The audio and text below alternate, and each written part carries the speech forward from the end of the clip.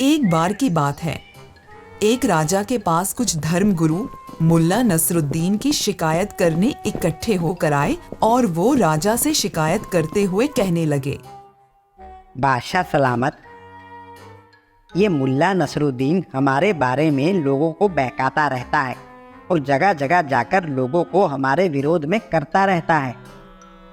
यह कहता है कि देश के सारे धर्मगुरु, अधिकारी और नेता सभी के सभी अज्ञानी हैं। अच्छा, तो ये बात है। सैनिकों, जाओ मुल्ला नसरुद्दीन को दरबार में लेकर आओ। कुछ देर बाद सैनिक मुल्ला नसरुद्दीन को दरबार में लेकर आए और बादशाह ने मुल्ला नसरुद्दीन को कहा, नसरुद्दीन, तुम पर मुकदमा है कि तुम लोगों को इन सब के बारे में बहकाते रहते हो। इस बारे में तुम्हारा क्या विचार है? बादशाह सलामत, आप कुछ कागज़ और कलम मंगवा लीजिए और इन सभी से किन्हीं 5 को दे दीजिए। राजा ने कुछ कागज और कलम मंगवाए और वहां दरबार में 5 लोगों को दे दिए।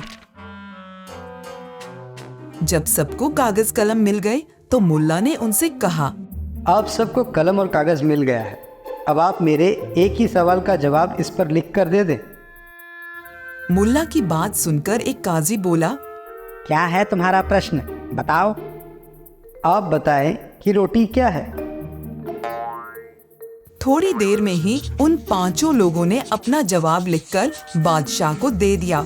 अब मुल्ला ने बादशाह से कहा, हजूर, कोई दरबारी इन सब के विचार पढ़कर दरबार में सुनाए। बादशाह ने एक दरबारी को बुलाया और वो सभी कागज पढ़कर सुनाने के लिए कहा। वो दरबारी उन सब के कागज पढ़कर सुनाने लगा। उसमें पहले व्यक्ति ने अपने उत्तर में लिखा था, रोटी एक तरह का खाना है। दूसरे व्यक्ति ने लिखा, रोटी आटे और पानी को मिलाकर बनाई जाती है। तीसरे ने जवाब में लिखा, यह खुदा की बख्शीश है। चौथे ने अपने उत्तर में लिखा, रोटी पौष्टिक तत्वों से भरपूर होती है। और 5वें ने जवाब में लिखा, रोटी के बारे में कुछ कहा नहीं जा सकता। सभी के जवाब सुनने के बाद मुल्ला ने दरबार में कहा, बादशाह सलामत, अगर एक रोटी को लेकर इतने ज्ञानी और गुणी लोगों के विचार एक समान नहीं है, यह लोग हर रोज रोटी खाते हैं लेकिन इसे लेकर एक मत नहीं है, तो ये सभी लोग मिलकर ऐसा कैसे कह सकते हैं कि मैं लोगों को गलत बातें बताता रहता हूँ। मुल्ला की यह बात सुनकर बादशाह दंग रह गया और मुल्ला नसरुद्दीन का मुकदमा खारिज कर दिया।